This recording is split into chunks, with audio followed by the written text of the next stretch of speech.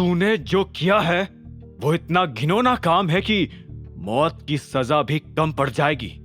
तुझे और भी कड़ी सजा दी जाएगी, इतनी खतरनाक कि तेरा हाल देखकर उन सभी लोगों की रूह कांप जाएगी जो लड़कियों के साथ जबरदस्ती करने की हिम्मत रखते हैं।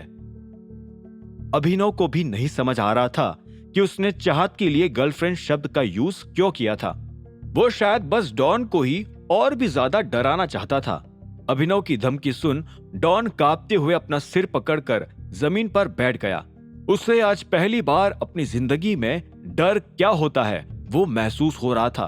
अगर एक बार को उसकी सजा मौत भी होती तो वो हजम कर लेता, लेकिन अब अभिनव उसके लिए और भी बदतर सजा निकालने वाला था। ये सोचकर ही डॉन की धड़कनें ऊपर नीचे हो रही थी। उसे समझ आ गया था कि शहर के सबसे बड़े आदमी के खिलाफ जाने का अंजाम अब उसके लिए कितना बुरा होने वाला था। बलराज को फोन करके पूछूंगा कि तेरे लिए बद से बदतर सजा क्या हो सकती है। आखिरी बात कहते हुए ही अभिनव ने उसे झटके से छोड़ा और एक नजर रंजन की ओर देखकर वो चाहत के करीब जाने लगा। चाहत को अपने कंधे पर उठाकर अभिनव बेसमेंट से बाहर निकल आया और पीछे वाले दरवाजे से क्लब से भी बाहर आ गया। बाहर आते वक्त उसे क्लब का तेज म्यूजिक फिर से सुनाई दे रहा था, जिससे उसे ये लगा कि लोग फिर से नाचने में मगन हो गए थे और किसी को परवाह नहीं थी कि उनके आसपास किस तरह की हरकतें और जुर्म होते जा रहे थे।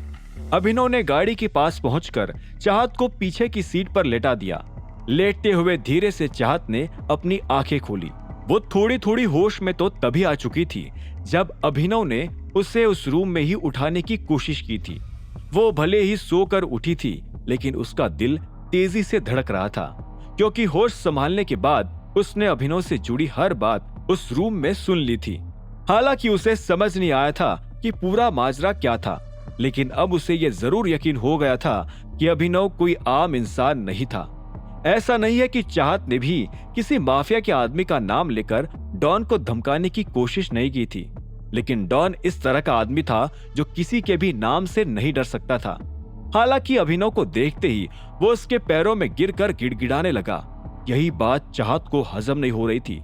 अब वो यही सोच रही थी कि इसके बारे में अभिनव से पूछे या नहीं। उसके मन में इसी तरह के सवाल घूम रहे थे कि अभिनव के पास आखिर ऐसी कौन सी शक्ति थी, और अगर वो इतना पावरफुल आदमी था भी तो दुनिया के सामने फटीचर बनकर क्यों रहता था। इतना सोचते सोचते ही चाहत को फिर से नींद लग गई। अभिनव को महसूस हुआ कि उसके ड्रग के इफेक्ट को उतर जाने में अभी भी थोड़ा वक्त था। साथ ही उसके घर जाने में भी अभी वक्त था, क्योंकि अनन्या चिराग के साथ एंजॉय कर रही थी। गाड़ी की आगे की सीट पर बैठकर अभिनव भी अब एक झपकी लेने लगा। उसे भूख और प्यास लगी थी, लेकिन ना तो उसके पास फिलहाल पैसे थे और ना ही वो चाहत को गाड़ी में अकेले छोड़कर कहीं जाना चाहता था। झपकी लेते वक्त ही अभिनव की नींद तब खुली जब अचानक एक हल्की सी आवाज उसे पीछे से सुनाई दी। अभिनव। अभिनव ने पीछे पलटकर देखा तो चाहत जाग चुकी थी। क्या तुम मेरा इंतजार करते हुए सो गए थे? अभिनव ने जवाब में अपना सिर हिलाकर कहा। मुझे लगा कि हम कहीं और चलकर टाइम पास कर सकते हैं। उसने फिर अपनी घड़ी की ओर देखकर कहा, वैसे अभी 1 घंटा और है मेरे पास घर पहुंचने में।